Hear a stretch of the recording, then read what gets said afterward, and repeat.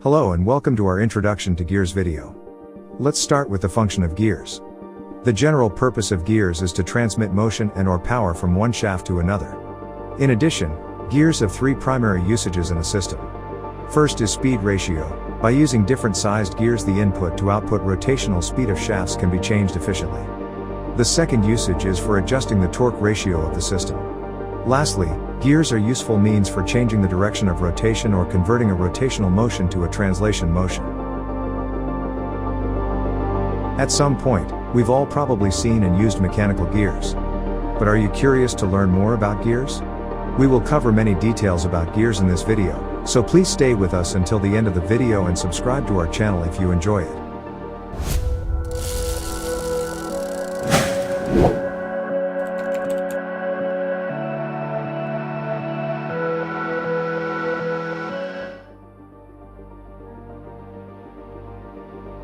In this section, we will go through different types of gear and talk about their main characteristics. Spur gears are the most commonly used gears. They transmit power through shafts that are parallel. The teeth of the spur gears are parallel to the shaft axis. This causes the gears to produce radial reaction loads on the shaft, but not axial loads. Spur gears are usually used for low and medium speed applications, which are usually up to 3,600 revolutions per minute. They are not very often used in high-speed applications. This is due to the loud noise they produce at high speeds. The benefits of spur gears are a simple design, cheap production, and maintenance. Helical gears are used with parallel shafts similar to spur gears. However, helical gears have teeth that are oriented at an angle to the shaft, unlike spur gears which are parallel. This causes more than one tooth to be in contact during operation, and helical gears can carry more load than spur gears. Due to the better teeth meshing than spur gears, this makes them a better choice for high-speed applications. Also, they operate smoother and quieter than spur gears. On the other hand, helical gears have sliding contacts between the teeth, which in turn produce an axial thrust of gear shafts and generate more heat. So this makes them less efficient than spur gears due to tooth slippage. Bevel gears have a cone-shaped appearance and are most commonly used to transmit power between shafts that intersect at a 90-degree angle. They can be used at various angles, but most are tried at 90-degree angles. Applications where a right-angle gear drive is required and two shafts cross each other make bevel gears the right choice. Worm gears are used to transmit power at 90 degrees on non-intersecting shafts. Worm gears produce thrust load and are good for high shock load applications. A screw-shaped cut on a shaft is the worm. The mating gear is the worm wheel. The main disadvantage of worm gears is their low efficiency, which can be close to 15% due to the high friction and associated axial stresses. Next on the list, we have hypoid gears. They operate on shafts that do not intersect. The hypoid gear is offset from the gear center, allowing unique configurations and a large diameter shaft. The larger shaft diameter means they can have large pinion diameters and make them a good fit in torque-demanding applications.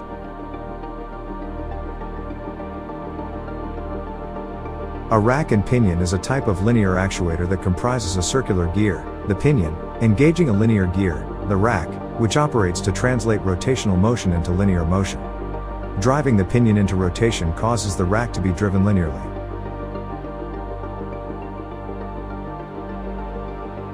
The internal gear or ring gear has teeth inside of a ring rather than on the outside. A magnetic gear is similar to a mechanical gear in function but uses magnets instead of teeth. As gear design is a wide area on its own, we will only cover three important topics in this section briefly. We will start with the gear profile and continue with the gear ratio and gear pressure angle in the next sections. One of the fundamentals of gear design is the profile of the gear tooth. Before going any further, let's define a few of the important nomenclature of gear profile as shown in this graph. A pitch circle, shown as the middle circular red line, is the radius of which is equal to the distance from the center of the gear to the pitch point. This is where the gear's speed is measured. Also, it is the curve that outlines the mating point between two gears. Many important measurements are taken on and from this circle. Next is the circular pitch shown with the yellow arrow. This is the angular distance of the teeth along the circumference of a disc. The other important nomenclature in the gear profile is the gear teeth height. The height of the gear is the summation of addendum and addendum shown on the very left of the graph. The addendum is the height by which a tooth of a gear projects beyond the standard pitch circle or pitch line, and the dedendum is the distance between the pitch circle and the root circle. The dedendum is larger than the addendum to assure that the tops of the mating gear teeth can pass the root area without interference. There are more definitions in a gear profile, but we should continue to the next step. For a gear to drive in a given direction and to transmit power or motion smoothly and with a minimum loss of energy, the contacting surface on mating gears must have the following properties. First, the height and the lengthwise shape of the active profiles of the teeth must be such that, before one pair of teeth goes out of contact during mesh, a second pair will have picked up its share of the load. This is called continuity of action. Thus, the height of the gear makes an important role here. Second, the shape of the contacting surfaces of the teeth must be such that the angular velocity of the driving member of the pair is smoothly imparted to the driven member in the proper ratio. Lastly, the spacing between the successive teeth must be such that the second pair of tooth contacting surfaces is in the proper position to receive the load before the first leaves. The circular pitch will be a critical factor to study here. To explain the gear ratio, we need to build a gear train. A gear train consists of 2 or more gears in series. Also, it is necessary to define 2 terminologies as we will be using them frequently. First, when 2 gears are meshed together, the smaller gear is called a pinion.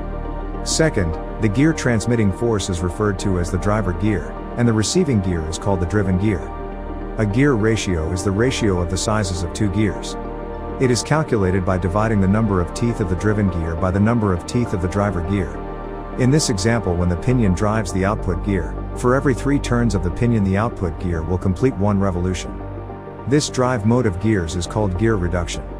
Now, if both the driver and driven gear have the same size, this mode of gear is called direct drive. This means the ratio between the number of teeth if the driven and driver gear is 1. Thus, for every revolution of the driver or input shaft, the driven or output shaft will revolute the same number. Also, in the direct drive mode, the torque transferred between 2 gears are same. The last gear mode is called overdrive. As the name suggests, in this mode the driven gear rotates faster than the driver gear. When a larger gear drives a smaller one, for one rotation of the larger gear the small gear must complete more revolutions, so the output will be faster than the input. For our example, dividing the 10 teeth of the driven gear by the 30 teeth of the driver gear gets us 1/3. This means that the gear must turn only 1/3 of a revolution to get the pinion to make 1 complete turn. Also, in this mode, the output torque will be less than the input torque. So if we want to put all the 3 gear modes in one picture, we can make the following conclusion. Since the rated output power of a motor is a fixed value, speed and torque are inversely related. In the gear reduction mode shown to the left of the graph, a larger output gear is used, thus the output speed decreases and the available output torque increases proportionately. On the other hand, in the overdrive mode shown to the right of the graph, a smaller output gear is used, and this causes the output torque to decrease and the output speed to increase proportionately. So in conclusion, one of the primary purposes of the gear ratio is to increase the torque by reducing the speed and vice versa. This characteristic of gears provides engineers with the option to select different gear sizes in the design process of a device depending on the speed and torque requirement of the application. The other important aspect of gear design is the pressure angle. Pressure angle is the angle between the tooth face and the gear wheel tangent, and it gives the direction normal to the tooth profile. This angle is formed by the common tangent to the pitch circle shown with the horizontal black line in the graph and the line tangent to the base circles of the mating gears, also called the pressure line. The pressure line is normal to the tooth profile and can be shown in the graph by drawing a red line passing through points A and B. It is important to note that if the gear is positioned at the center of the graph, the angle between the horizontal black line and the red line is the pressure angle. A common value of 14.5 degrees was historically used in diametral pitch gearing. The basis for this selection was that this pressure angle allows for reduced noise in the gear mesh and exhibits a lower rate of wear. However, it was recognized by American Gear Manufacturers Association that a 20-degree pressure angle was more suited for most applications. The benefits of selecting a 20-degree pressure angle include additional power transmission capacity, better lubrication in the gear mesh, and reduced numbers of teeth for the pinion without undercutting. The 20-degree pressure angle gear tooth has a wider base that allows for additional load capacity, but it incurs additional wear on the tooth flank during the interchange of teeth in and out of meshing. For some special applications where noise is not an issue but strength is, a larger pressure angle of 25 and 30 degrees can be used. Now let's put each of the explained gear types earlier in this video in a real-life application to demonstrate its function in the system. We will create a separate video for each of these applications later, so please make sure to subscribe to our channel to be notified when they are available. One of the common applications for spur gear can be found in hydraulic pumps. In this example, we are showing you an external gear pump. An external gear pump utilizes two identical spur gears meshed side by side. The top gear is driven by a motor and it drives the bottom gear. Each gear is supported by a shaft with ball bearings on both sides of the shaft. Fluid trapped between the gear teeth is displaced from the inlet, shown with blue arrows in the animation, to the outlet port, shown with red arrows. The gear mesh at the center will act as a seal between the ports. Helical gears are used with parallel shafts similar to spur gears. However, helical gears have teeth that are oriented at an angle to the shaft. The gear teeth orientation is called the helix angle and is measured from the center axis of the gear as shown in this illustration. The helix angle for single helical gears is between 12 to 20 degrees. The helix angle causes more than one tooth to be in contact during operation, and helical gears can carry more load than spur gears. Due to the better teeth meshing than spur gears, this makes them a better choice for high-speed applications like inside vehicle transmission. A vehicle transmission is made up of a series of helical gears. The transmission takes power from the engine and delivers it to the wheels to help power the vehicle. In the next example, we will show the application of bevel gears inside a differential of a vehicle. Simply, a differential is a system that transmits engine torque to the wheels. It takes the power from the engine and splits it, allowing the wheels to spin at different speeds. The engine-to-wheel connection configuration requires the differential to transmit the torque with a 90-degree angle as shown in the animation. For this reason, bevel gears are a perfect fit to be used in a differential. Next, we have the hypoid gear, which is generally used in the rear drive axle of trucks. The rear drive axle is located between the differential and the driving wheels and transmits power between them. As explained earlier, the hypoid gear has an offset from the spiral gear. So what is the benefit of the offset? The reason for the offset is to lower the center of gravity and avoid a bigger propeller shaft tunnel. The hypoid offset causes a relative length sliding between the meshing flank surfaces and enlarges the diameter and spiral angle of the pinion. This leads to an additional dampening in the tooth mesh, increased contact ratio, and improvement in pinion strength. In addition, a larger diameter shaft can be used in hypoid gears, which enables the engineers to use larger pinion diameters. This makes hypoid gears a good choice for higher torque demanding vehicles such as trucks. Have you ever wondered how your luggage is delivered to you at the airport within minutes, or how thousands of items are transported in a factory with minimal effort, thanks to conveyor belts for making this possible? The belt on the conveyor is the platform for transportation, but what components enable it to deliver linear motion for its transportation? To understand this, we should take a look inside the gearbox of a conveyor belt. Inside the gearbox, you can see a worm gear set. The worm gear is the primary component, and it uses a screw shape to turn the worm wheel, which translates the rotational motion to a linear motion. Also, the other purpose of using worm gearboxes is to reduce speed to slow down conveyor belts and in the meantime transmit higher torque from the electromotor. Next up, let's take a look at an example most people interact with on daily basis: the steering wheel of a car. The steering wheel assembly primarily controls the direction of a vehicle. But what type of gear enables this motion? The rack and pinion is a type of steering mechanism with a pair of gears that convert the rotary motion into linear motion. This system consists of a circular gear called pinion that engages with the teeth on the linear gear shaft called the rack. If we look inside the steering mechanism, it consists of a pinion at the end of the steering column that meshes with the rack. The pinion is fixed to the steering column at its end. It meshes with the rack, which moves either to the right or the left side depending upon the movement of the pinion.